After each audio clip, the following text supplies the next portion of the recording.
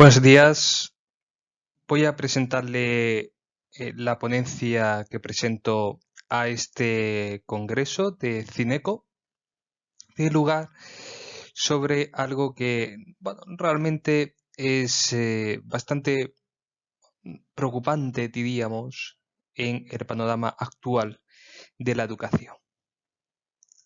¿A qué me estoy refiriendo? Bueno, me estoy refiriendo eh, a lo que se suele denominar los problemas de motivación.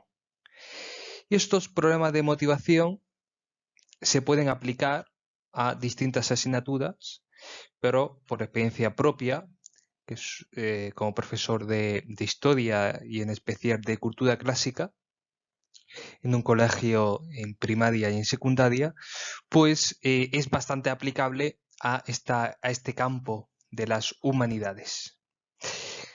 Claro, esto nos lleva a pensar cómo poder mejorar esos problemas de motivación en el alumnado. Cómo conseguir que el alumnado vaya, asista a las clases de historia, a las clases de cultura clásica, con ganas, con interés y sobre todo cómo poder enseñarle a que la historia es una herramienta fundamental en su día a día. Esto es una cuestión baladí, sobre todo porque nos estamos encontrando, ya digo, en primer lugar con problemas de motivación, en segundo lugar, la historia pues nunca ha sido, no es una disciplina que tradicionalmente haya sido activa. Por eso el título de esta ponencia es Historia activa. La historia se ha visto desde un punto de vista escolástico, si se me permite la expresión, es decir, de arriba hacia abajo. Los profesores y profesoras de historia llegaban al estrado cuando antiguamente, ¿no?, estaba en la pizarra esa parte superior, ese encedado, ese estrado, se subían o se sentaban y prácticamente hacía leer y los demás, pues el alumnado escuchaba. En primaria y en secundaria, pues quizás sí se podía hacer actividades con los libros, etcétera, pero yo recuerdo que simplemente era una escucha pasiva. En la carrera lo único que cambiaba era que, bueno, pues tenemos que estar tomando continuamente apuntes, pero realmente no era sino un eco de lo que ocurría en los cursos precedentes, es decir, en primaria y en secundaria.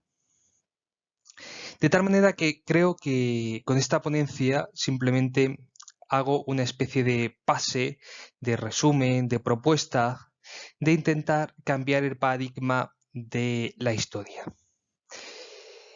No es innovador, es decir, que realmente ya se está haciendo, pero también decir que no se está haciendo de la mejor manera posible, o también reforzar que lo que se está haciendo no se está extendiendo del todo.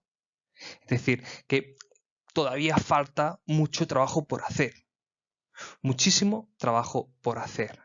Y esto es lo que yo quiero con este resumen de la ponencia, porque simplemente es un resumen de texto que posteriormente podrán ver en las actas publicados si así finalmente se tramita. Pero ya digo, una reflexión de lo que está o de lo que bueno va o debemos de intentar que ocurra. Nos estamos encontrando en un cambio de paradigma. Realmente esto sí está ocurriendo, sí está pasando. Hay una disyuntiva, hay un enfoque, una discusión, un debate, un enfrentamiento, digamos, entre un paradigma anquilosado en perspectivas antiguas de cómo impartir docencia, también que parte de la escolástica, de parte de ese estudiante como sujeto pasivo y el profesor como sujeto activo, es decir, como la persona que es el protagonista. De tal manera que nos estamos encontrando de manera general, siempre digo, no, luego hay casos muy particulares, pero de manera general con esos docentes que llegan a clase y simplemente cuentan y hablan y hablan y hablan sobre lo que tienen que, bueno, pues, que impartir ese día. Y el alumnado, pues claramente desconecta. Ya saben que, bueno, generalmente el cerebro humano no puede mantener la atención más de 5 minutos, digamos. Entonces, lo normal es que desconecten completamente de lo que está ocurriendo en el aula. Y de ahí venga lo que pues se está hablando de esa falta de motivación, de esa falta de interés, de esa falta incluso hasta de respeto hacia el docente, de esa pérdida de autoridad. Pero bueno, no digo que justificar en que la pérdida de autoridad venga, ¿no?, por parte de la docencia, sino que puede ocurrir, del docente, perdón, sino que puede ocurrir que el que no haya motivación en las clases, pues ahí se pueda también perder autoridad. Y es importante también cómo vamos a ir descubriendo esa historia en el que tiene como un prisma, ¿no? Dos caras. Una parte que es práctica y una parte que es teórica, ¿no? Una episteme y una praxis. Generalmente, bueno, pues nosotros no nos hemos quedado en la parte epistémica de la historia, es decir, en esa búsqueda simplemente de relatar los hechos y los estudiantes escuchar. Vamos a caminar cada vez más hacia esa manera de práctica de la historia, ¿no? Hacia la praxis, hacia el intento de decir, bueno, vamos a intentar que el alumnado sea el que construya esa historia. Bueno, ¿qué pasa actualmente? Bueno, el docente o los docentes se están acomodando en el modo de impartir los conocimientos. Pasa también tanto en público, colegios públicos, concertados, privados, pues, bueno, pues el docente lleva mucho tiempo con la misma asignatura, el mismo curso, y entonces se acomoda a impartirlo como todos los años. Es decir, ¿para qué voy a cambiar? Si esto me funciona o si más o menos los alumnos, alumnas me escuchan y atienden un poquito, pues entonces yo ¿para qué voy a cambiar? ¿No? Bueno, pues me acomodo. También pasa que hay un gran número, esto sobre todo en la pública, ¿no? Hay un gran número de interinos e interinas que dicen, bueno, ¿para qué me voy a esforzar si probablemente esta sustitución es para 15 días o esta sustitución es para 20 días? No me voy a esforzar mucho más. Simplemente, pues nada, intento salir del paso, si se me permite la expresión. No hay una conexión real, esto lo hemos hablado, entre la práctica y la teoría, por lo menos en la historia. Tal como se está dando la historia, es muy difícil de estudiar, claro, porque al final son muchísimos contenidos de fechas, de batallas, de guerras, entonces, claro, se hace muy tedioso de poder estudiar tal como está planteado. Esto ha habido un debate hace poco de cambiar el modelo de, bueno, pues de impartir la historia, que bueno, supuso un debate político, ¿no? Y ciertas discusiones, pero por ahí tiene que ir también el debate académico. Generalmente en España la cultura se ha visto como una cierta amenaza. La persona culta, la persona que lee, la persona que... hay una sombra de sospecha sobre la persona culta en España. Es decir, es como que no, es un ente transgresor, es un ente revolucionario, y con lo cual, pues nada, hay que apartarlo un poquito, ¿no? Es mejor que no haya ese impulso cultural. Por lo menos esto es una impresión propia. Y también nos estamos encontrando encontrar carreras o esos enfoques técnicos, ¿no? Se anima a las futuras generaciones a que estudien pues, temas de economía, temas de derecho, temas de empresa, ¿no? Siempre ese tecnicismo o temas también de física, de química, de matemáticas, y se está olvidando un poco la cultura. Y hubo un debate, sobre todo en redes sociales, de el mejor estudiante de la Comunidad de Madrid, que es en selectividad, obtuvo la mejor nota y quería estudiar filología clásica y fue bastante atropellado en redes sociales, insultado, ¿no? Bueno, es algo cultural, está ahí inmerso. ¿En qué punto nos encontramos como docentes? Tenemos que intentar atraer esa atención, generar ese interés sobre las materias y sobre todo tenemos que aprovechar que la historia tiene cierto empuje últimamente en plataformas virtuales, en Netflix, en Amazon Prime, en Disney.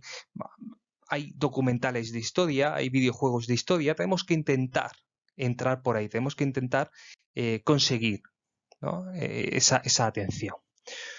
¿Cómo lo vamos a conseguir? Bueno, pues hay proyectos muy interesantes. De hecho, está la utilización de los videojuegos en historia. Esto es un proyecto del profesor Alejandro Jedi Machín sobre la utilización del Assassin's Creed modo descubrimiento para la historia de Grecia. Esto lo podrán ver mejor en la ponencia, donde se explica cómo poder impartir cultura clásica utilizando un videojuego.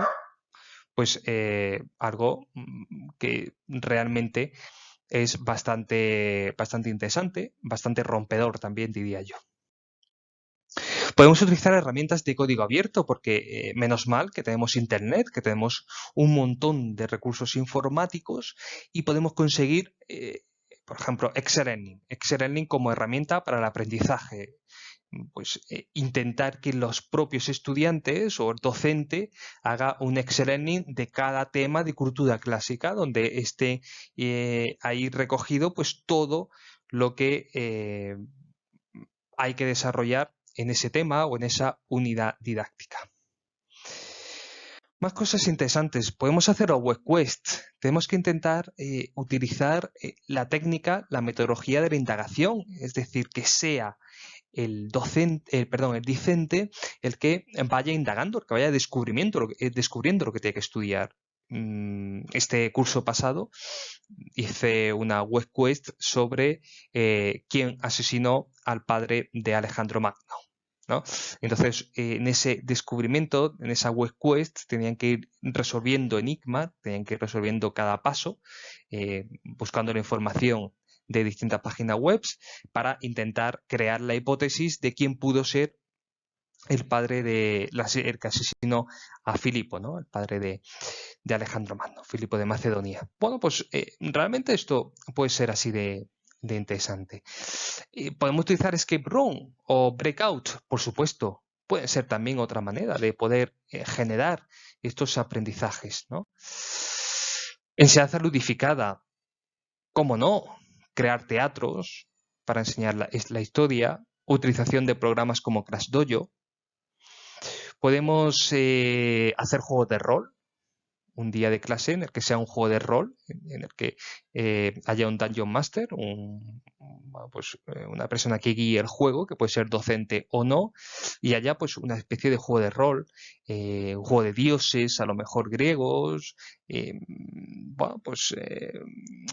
un cambiar con las rutinas de las clases, ¿no? También hacer rutinas de pensamiento, bueno, pues presentar una imagen, qué pensáis, qué veis, qué creéis que puede pasar, hipótesis, cómo ir a investigar, etcétera, ¿no? Creo que esto es bastante necesario. Bueno, falta poco tiempo para finalizar. Como conclusión, pues aplicar ese constructivismo de Piaget en la educación. Esto es algo que está muy activo, que se está repitiendo mucho en todas las ponencias, que se está repitiendo mucho en los congresos. El alumno como centro de esa comunidad de aprendizaje, como la persona que tiene que recuperar el protagonismo, encontrar ese casamiento, ¿no? Esa unión entre la praxis y la episteme, entre lo práctico y el conocimiento. Y luego la historia tiene que encontrar su sitio en la sociedad actual y poder seguir teniendo ese protagonismo, porque va a servir para el futuro. Aunque el alumno estudie ciencias, aunque el alumno estudie matemáticas, la historia va a servir para ese futuro, va a servir para crear aprendizajes, va a servir pues para poder, ¿no?, seguir avanzando en el conocimiento. Pues nada más. Espero que le guste la ponencia, ¿no?, y cuando se publique, que la puedan leer tranquilamente. Muchísimas gracias por su atención. Un saludo. Adiós.